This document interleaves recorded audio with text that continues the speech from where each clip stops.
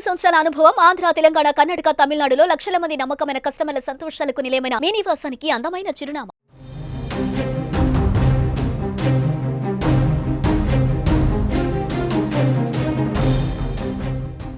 ప్రేమ పేరుతో ఓ ఉన్మాది దారుణానికి పాల్పడ్డాడు. తాను ప్రేమించిన యువతి అంగీకరించలేదన్న కోపంతో ఆమెపై కత్తితో దాడి చేశాడు.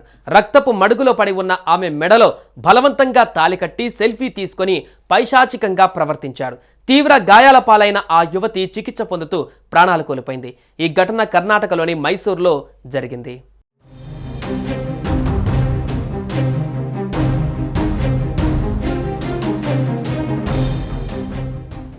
మైసూరు నగరంలో పాండవపుర ప్రాంతానికి చెందిన 36 ఏళ్ల పూర్ణిమ అనే మహిళను వేధిస్తున్న యువకుడు కత్తితో దారుణంగా హతమార్చాడు.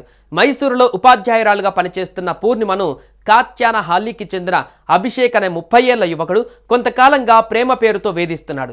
గత శుక్రవారం పాఠశాల నుంచి ఇంటికి తిరుగు పయనమైన సమయంలో పూర్ణిమను ఎదుర్కొన్న అభిషేక్ పెళ్లి చేసుకోవాలని మరోసారి ఒత్తిడి చేశాడు. తనను ప్రేమించాలంటూ యువతిని బలవంత పెట్టాడు. ప్రేమించేందుకు నిరాకరించిన యువతి తన జోలికి రావద్దని అభిషేక్ గట్టిగా మందలించింది. దీంతో ఆగ్రహానికి గురైన అభిషేక్ వెంట తెచ్చుకున్న చాకుతో గట్టిగా పొడవడంతో ఆమె స్పృహ తప్పి పడిపోయింది.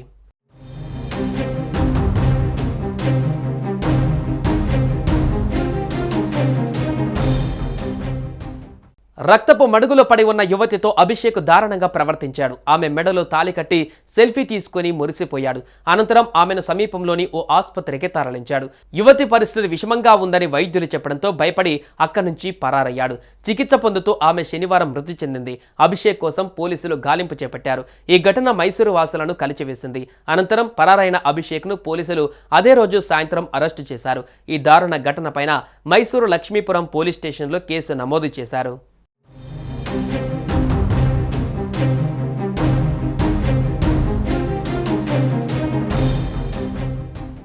సుమన్ టీవీలో మీ పర్సనల్ అండ్ బిజినెస్ ప్రమోషన్స్ కోసం కింది నెంబర్కి కాంటాక్ట్ చేయండి.